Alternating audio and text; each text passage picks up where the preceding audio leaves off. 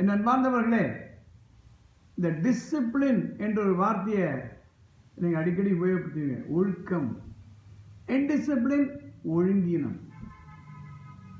ஒழுக்கத்துக்கும் ஒழுங்கீனத்துக்கும் இருக்கக்கூடிய இடைவெளியில தான் நல்ல மாணவர்களும் அப்படி நல்ல மார்க் வாங்காத மாணவர்களும் இருக்காங்க. இந்த இன்டிசிப்ளின் கொஞ்சம் யோசனை பண்ணி பாருங்க. இயற்கையாக இன்டிசிப்ளின் தான் வரும்.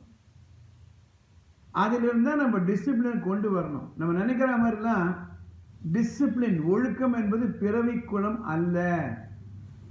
குழந்தைகள் பிறக்கும் பொழுது இந்த நேரத்தில் தான் அழணும், இந்த இடத்துல இந்த நேரத்தில் தான் மலஜலம் கழிக்கணும், அவங்களுக்கு தெரியாது.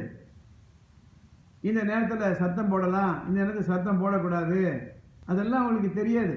ஒரு காடு எடுத்துக்கோங்க, அதுதான் நேச்சுரல். அந்த காட்டிலிருந்து நம்ம ஒரு பூங்காவை கொண்டு வரணும்னா தான் அதுதான் கிரியேட்டட். ஒரு கல் பாறாங்கல் தான் நேச்சுரல்.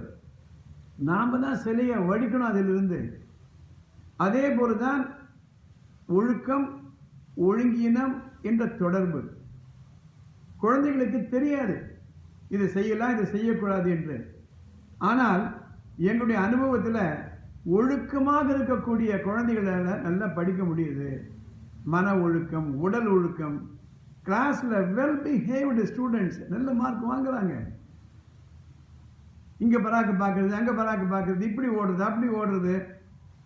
அதே மாதிரி சாயந்தரம் குழந்தைகள் வந்து கரெக்டா வந்த உடனே இந்த ஹோம்ஒர்க் செய்யறது, இவ்வளவு நேரம் தான் டிவி பார்க்கலாம், இவ்வளவு நேரம் தான் விளையாடலாம் என்ற ஒழுக்கத்தை நம்ம கொண்டு வரணும்.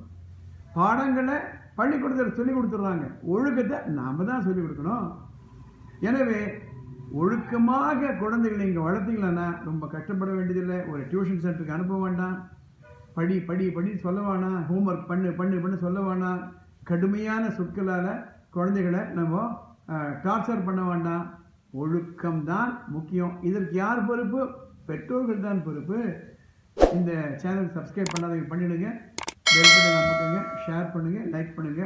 அடுத்த எபிசோடில் பார்க்கலாம்.